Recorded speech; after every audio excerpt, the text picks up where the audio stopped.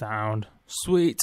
Hello people, my name is Multiplier and I got a tutorial today for you on sub bass, which is really low bass, and it's the bass that people say you can feel as opposed to hear, and it is super important in dance music if you want to get your tracks sounding good in a club or festival environment, because the speakers, like through a big PA system, don't work the same as they do through a nice set of headphones. So it's the sort of thing you can get your sub bass sounding really nice through some nice headphones, but if you're not constructing a sub bass in a tried and tested way, you then play that track through a festival speaker system or a club speaker system and it'll just sound horrible. Or it might not, but it's a case of, if you do complicated stuff with your sub bass that's not using the way everyone else does it, then you're just like rolling the dice, and sometimes it'll sound good, sometimes it'll sound horrific and it won't work. And if you've ever DJed before, you will be aware of the fact that how the sub bass works really dictates how people dance, and this is dance music, so you really have to get it right. You can't really overstress the importance of getting the sub bass right. So yeah, this tutorial is mostly theory, to be honest, because the actual engineering side of it is super simple, and I don't just want to tell you the two things that you basically need to do to get your sub bass working without telling you the theory, because otherwise it won't work and then you'll get annoyed that it sounds shit through club speaker systems or whatever. So let's get the theory right. So what is sub bass? It is everything below, say, 100 hertz, which is in my eyes sub bass. And basically when you mix in sub bass, you want to make sure that everything that isn't directly contributing to the sub bass, so we're talking bass noises, sub bass tracks if you're kind of underlying a sub bass underneath something else, and your kick drum. So it's like bass, sub bass and kick is the only things you need sub bass for. Everything else you want to roll off the bottom end and just basically get rid of the sub bass from, even if it's like low noise rumble and you can't really hear it, just cut it out, because if you have 10 tracks with kind of a low murmury stuff going on in the sub bass and you add it all up, then it will just sound like a big rumbly muddy mess in the bottom end. So for example, let's say we got what should we do? I don't know. Let's give you an example or something. Let's say we got a loop. We got strings here. I've no idea what this sounds like, so where did it go? Okay, so we got a little thing here. Let's see what it sounds like.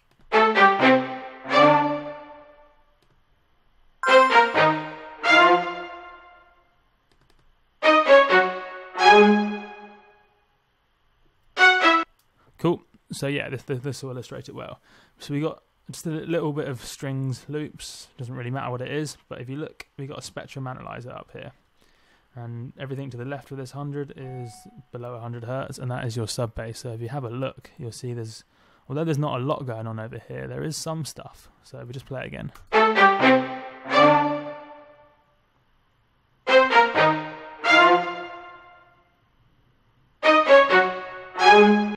See, there's not much going on. It's about minus 60 odd decibels, which is really quiet. But if you add it all up, it will be low noise rumble. So what you want to do is you want to basically just stack up high pass filters, and I've got a preset for that, which I call Mega Cut. So I've just literally got 8 high pass filters stacked up, cutting out the low end. So now if we see,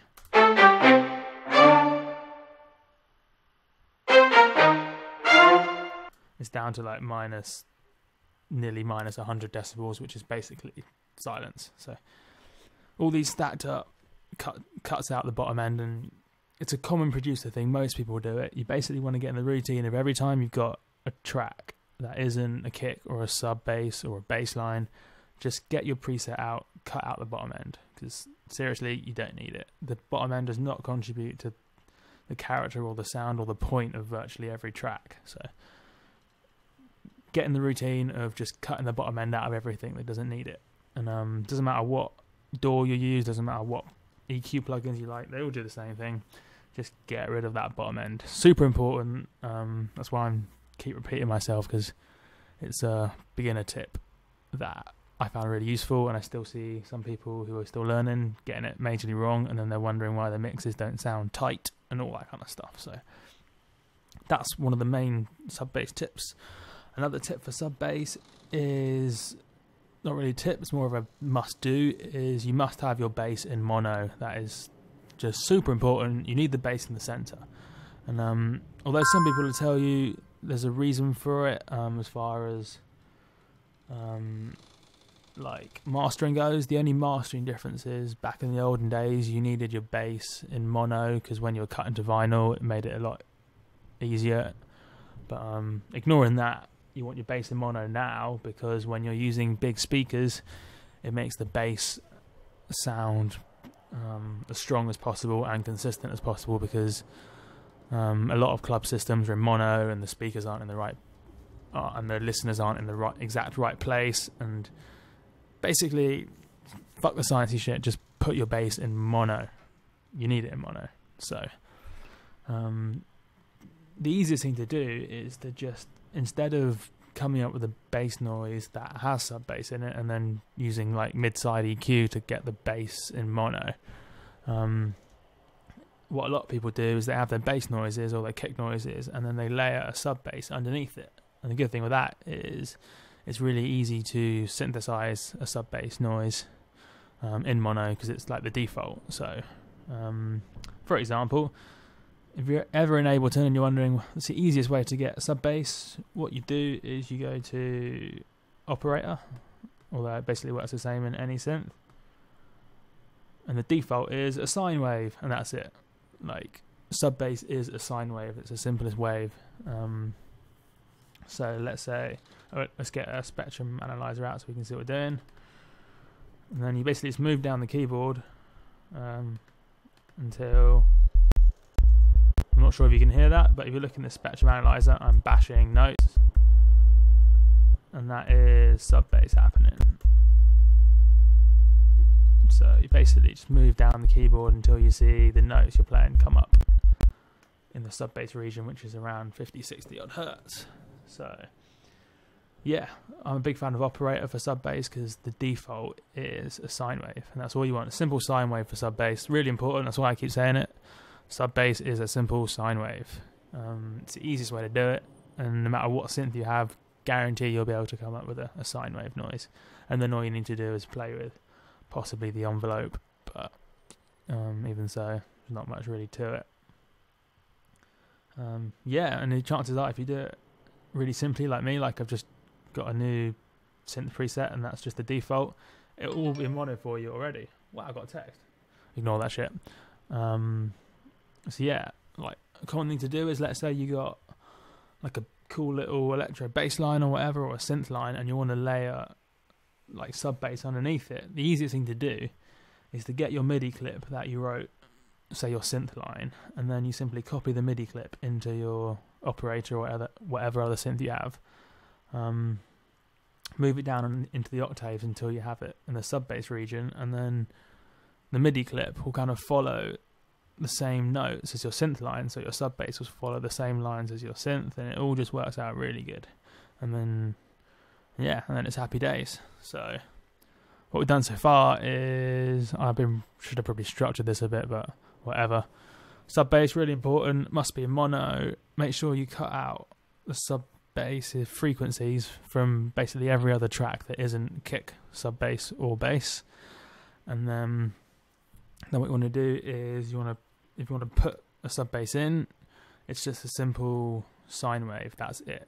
You see some people doing more complicated stuff, but trust me, when it comes to sub bass, the actual sub bass bit is only a simple sine wave, and that's all you want in that sub bass region. You don't want weird shit happening, you just want simple sine wave, because then the speakers can actually put out the note correctly. If you have a lot of mess happening in the bottom end, then the speakers won't be able to do it properly, and you just won't hear it. And it won't have the impact it's supposed to have. So that's all there is to it, really.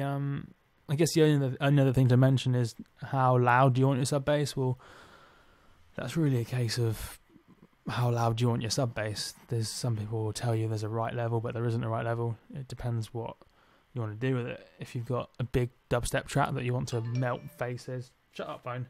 If you want a you distracted me. Right, if you want a dubstep track that wants to melt faces, then you'll pretty much want your sub bass really loud, because that rattles stuff and it gives people that feeling, and yeah, you know what I mean. And if, say, you got like a pounding, just you haven't got a bass line but you've got a big kick drum, then you probably want a lot of sub in that, because it'll give you a big beat and that sounds good. But if you got a more chilled track, maybe you just want a little bit of sub bass. You don't need to go mental with it every time. But that literally is just a case of balancing it to where you think it is right.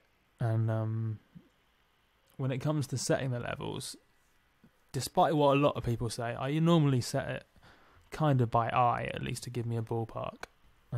Because the problem with bass is how you hear it is really dependent on your speaker setup, and your room setup if you're actually playing through monitors. I mean, I do everything through headphones, so my room doesn't matter. But if you got speakers, certain bass noises will resonate in different ways, and it'll be hard to balance it all if you're doing it all by ears, unless you've got a really good environment or you really know your speakers. So a lot of the times it's best just to kind of do it by eye. So I don't know. As far as setting your sub bass levels, you've got to figure out the best way to do it that works for you. It's almost pointless me telling you how I do it, because what works for me is probably not the best way for you, and lots of people do it in different ways and get equally good results. So find out the best way to set your own sub bass levels. But yeah, that's all there is to it, really. I'm sure I waffled a little bit, but yeah, there's a little bit of theory, but it is a pretty simple thing getting your sub bass right.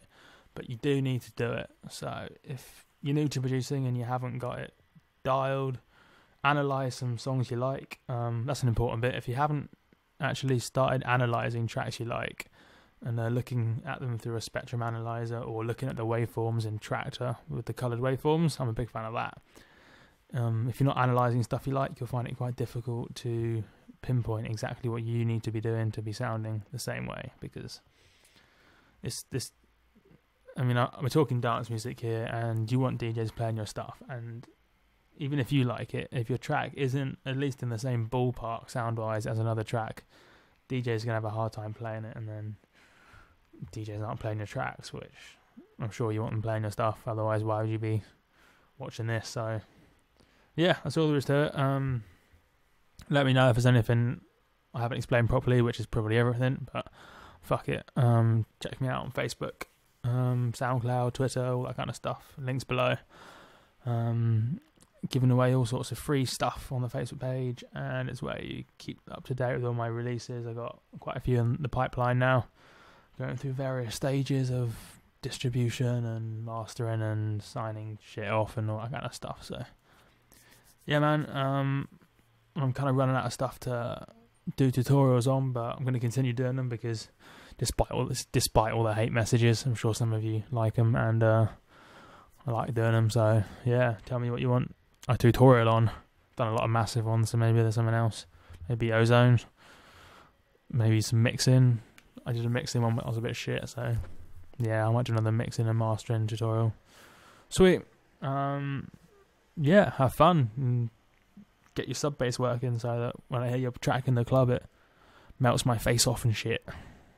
Peace.